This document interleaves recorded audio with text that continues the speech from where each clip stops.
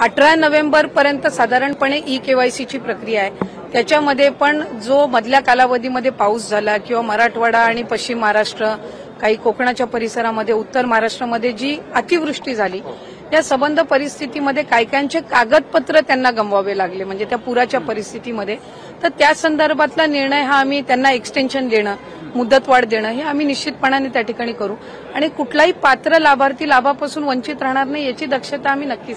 साधारणपणे रोज 4 ते 5 लाख महिलांचे ई-केवायसीची प्रक्रिया ही साईटवर पूर्ण होत आहे। साधारणपणे 1 कोटीपेक्षा जास्ती महिला आज बऱ्यापैकी त्यांचं ई-केवायसीची प्रक्रिया झालेली आहे। ज्यांच्या पतीचं निधन झालेलं आहे किंवा वडिलांचं निधन झालेलं आहे किंवा डिवोर्स असतील, म्हणजे एकल महिला असतील, त्यांच्यासाठी आम्ही वेबसाईटवर एक ऑप्शनच्या संदर्भातलं एक वर्किंग करत आहोत की त्यांच्या पतीचं किंवा वडिलांचं जर निधन झालं असेल तर त्यांचं डेथ सर्टिफिकेट किंवा डिवोर्स झाला असेल तर ते डिवोर्सचे पेपर्स अपलोड करण्याच्या दृष्टिकोनातून हे आम्ही तिथं ऑप्शन्स तयार करत आहोत।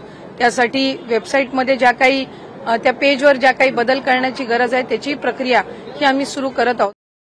लाडकी बहीण योजनेचा तुमचा नोव्हेंबर महिन्याचा म्हणजे तुमचा 17वा हप्ता कधी भेटणार आहे त्याची तुम्ही वाट पाहून असाल। तुम्ही वाट पाहताय की नाही कमेंट बॉक्समध्ये सर्वांनी हो म्हणून नक्की सांगा आणि तुम्हाला 16वा हप्ता म्हणजेच ऑक्टोबर महिन्याचा हप्ता भेटलाय की नाही तेही कमेंट बॉक्समध्ये नक्की सांगा, जेणेकरून सर्वांना माहिती समजेल। तर बघा या ठिकाणी नोव्हेंबर महिन्याचा हप्ता कधी भेटणार त्याबद्दलची लेटेस्ट अपडेट आपण पाहणार आहोत। बघा नोव्हेंबर महिन्याचा नेमका हप्ता कधी भेटणार असा प्रश्न सर्व लाडक्या बहिणींच्या मनामध्ये उपस्थित आहे, कारण राज्यामध्ये स्थानिक स्वराज्य संस्थांच्या निवडणुका आहेत, आचारसंहिता आहे, त्यामुळे या ठिकाणी नोव्हेंबर महिन्याचा हप्ता वेळेवरती भेटणार की नाही किंवा कुठल्या तारखेपर्यंत भेटू शकतो, कारण की याच्याबद्दल अजून निधी वितरणाचा GR देखील प्रसिद्ध झालेला नाही।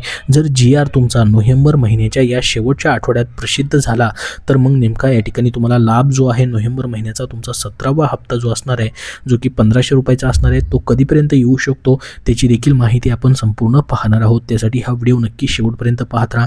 बघा लाडक्या बहिणींना दर महिन्याला 1500 रुपये राज्य सरकारकडून देण्यात येत आहेत आणि लाडक्या बहिणींना याचा खूप मोठा फायदा देखील होत आहे। तुम्हालाही याचा फायदा होतो की नाही कमेंट बॉक्समध्ये हो म्हणून नक्की सांगा आणि ही योजना अशाच पद्धतीने कायमस्वरूपी चालू राहावी का, तुम्हाला काय वाटतं याच्याबद्दल तुमचं मत नक्की कमेंट बॉक्समध्ये सांगा। तर बघा ऑक्टोबर महिन्याचा हप्ता लाडक्या बहिणींच्या खात्यामध्ये मिळाल्यावर आता नोव्हेंबर महिन्याचा हप्ता नेमका कधी मिळणार असा प्रश्न या ठिकाणी तुम्हाला पडलेला असेल। तर राज्यात सध्या होत असलेल्या स्थानिक स्वराज्याच्या संस्थांच्या निवडणुका या ठिकाणी होत आहेत। राज्यात स्थानिक स्वराज्य संस्थांच्या निवडणुकाची रणधुमाळी सध्या सुरू झालेली आहे। राज्यातील 246 नगर परिषदा आणि 42 नगरपंचायतीच्या एकूण 288 सदस्य पदासाठी ही थेट अध्यक्षपदाच्या सार्वत्रिक निवडणुकीकरता 2 डिसेंबर 2025 रोजी मतदान तर 3 डिसेंबर 2025 रोजी मतमोजणी होणार आहे। तर या सर्व नगर परिषदा आणि नगरपंचायतीच्या कार्यक्षेत्रामध्ये आचारसंहिता देखील लागू झालेली आहे, त्यामुळे आचारसंहिता लागू झालेली असताना लाडक्या बहिणींना पैसे मिळणार का असा प्रश्न देखील तुम्हाला पडलेला असेल।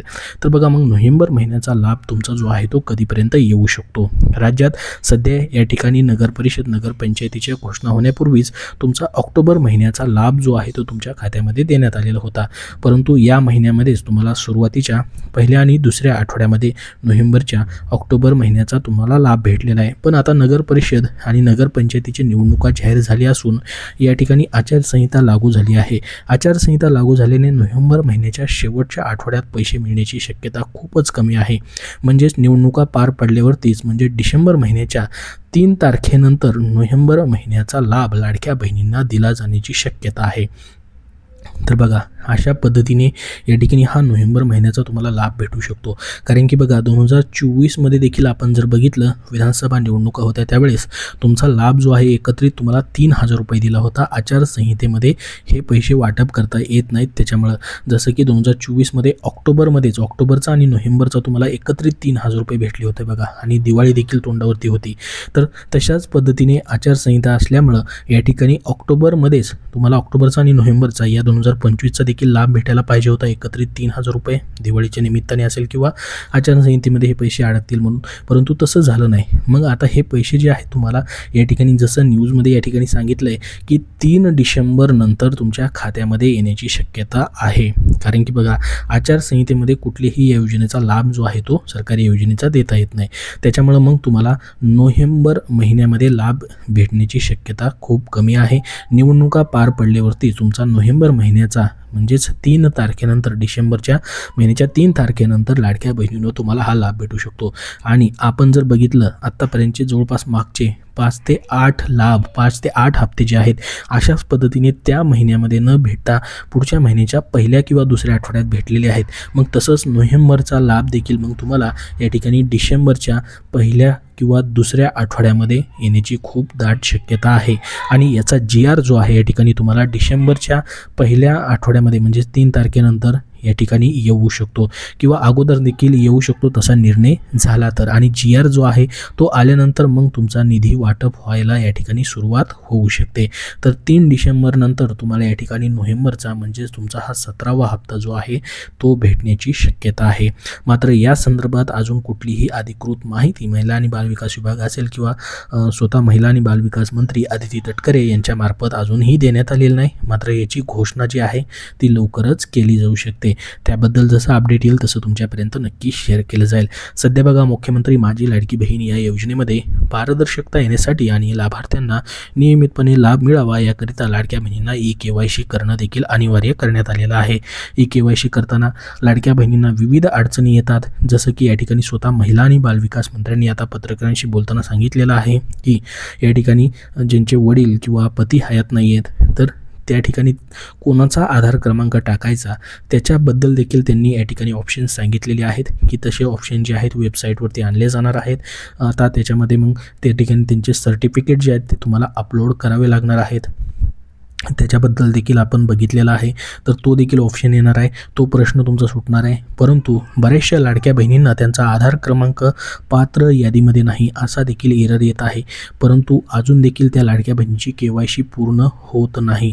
तुमची KYC पूर्ण झाली आहे की नाही, तुम्हाला काय एरर येतो आहे KYC करताना कमेंट बॉक्समध्ये कमेंट करून नक्की सांगा।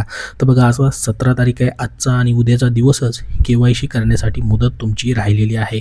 तर मग लाडकी बहीण योजनेतून तुमचं नाव कमी होणार नाही आहे। लाडक्या बहिणींसाठी एकाच वेळी 2 महत्त्वाचे निर्णय देखील झालेले आहेत, जसं की बघा मुख्यमंत्री माझी लाडकी बहीण योजना ही सरकारची एक महत्त्वाकांक्षी योजना असून सरकारने याबद्दल 2 महत्त्वाचे निर्णय घेतलेले आहेत। जुलै 2024 पासून ही योजना जी आहे त्याचा लाभ भेटत आहे। आत्तापर्यंत तुमचे 16 हप्ते भेटलेले आहेत। सध्या 17वा हप्ता जो आहे या ठिकाणी निवडणुका संपन्न झाल्या की तुम्हाला तो देखील भेटणार आहे। खरं तर नुकत्याच काही दिवसापूर्वी पात्र महिलांना ऑक्टोबर महिन्याचा लाभ देण्यात आला असून आता नोव्हेंबर महिन्याच्या हप्त्याची तुम्ही आतुरतेने वाट देखील पाहताय। पण स्थानिक स्वराज्य संस्थेच्या पार्श्वभूमीवरती सध्या आचारसंहिता लागू असल्याने या कालावधीत लाडक्या बहिणीला लाभ देता येत नाही। तर दुसरीकडे लाडकी बहीण योजनेसाठी आता KYC प्रक्रिया मात्र बंधनकारक करण्यात आलेली आहे। KYC केल्याशिवाय योजनेचा लाभ भेटणार नाही। KYC साठी स्वतः या ठिकाणी महिला आणि बालविकास मंत्र्यांनी सांगितलं होतं की 18 नोव्हेंबरपर्यंत तुमची मुदत असणार आहे। तर खरं तर आता त्यांनी बोलताना देखील सांगितलेलं आहे की काही लाडक्या बहिणींसाठी ही मुदत वाढवली जाणार आहे। पूरग्रस्त भागातील लाडक्या बहिणींसाठी ही मुदत वाढवून भेटणार आहे, परंतु बाकी सर्व लाडक्या बहिणींना मात्र 18 नोव्हेंबरपर्यंत KYC करायचे। अजून याची कुठलीही डेट जी आहे ती वाढवण्यात आलेली नाही। तर याच्यामध्ये त्यांनी कोणाची डेट वाढवली जाणार आहे KYC करण्याची त्याच्याबद्दल देखील माहिती दिलेली आहे। तर सध्या तुम्हाला KYC करण्यासाठी 18 तारीख असणार आहे, परंतु अजून ज्या लाडक्या बहिणींची या ठिकाणी KYC करण्याची मुदत वाढवायची आहे त्याच्याबद्दल देखील अजून वेबसाईटवरती अपडेट आलेलं नाही।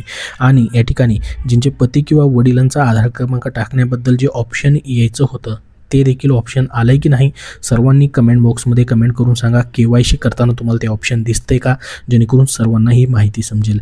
तर KYC बद्दल जशी या ठिकाणी मुदत वाढीची माहिती येईल किंवा KYC बद्दलचं जसं ऑप्शन या ठिकाणी वेबसाईटवरती अपडेट होईल तसं तुमच्यापर्यंत नक्की शेअर केलं जाईल। सध्या आपण महत्त्वाची माहिती पाहिलेली आहे ती म्हणजे तुमचा नोव्हेंबरचा लाभ तुम्हाला कधी भेटू शकतो त्याबद्दलची माहिती या ठिकाणी दिलेली आहे।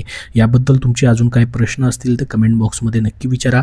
या व्हिडिओमध्ये एवढीच महत्त्वाची माहिती। हा व्हिडिओ नक्की लाईक करा व पुढील सर्व अपडेट पाहण्यासाठी आपला चॅनल देखील सबस्क्राईब करून ठेवा। धन्यवाद।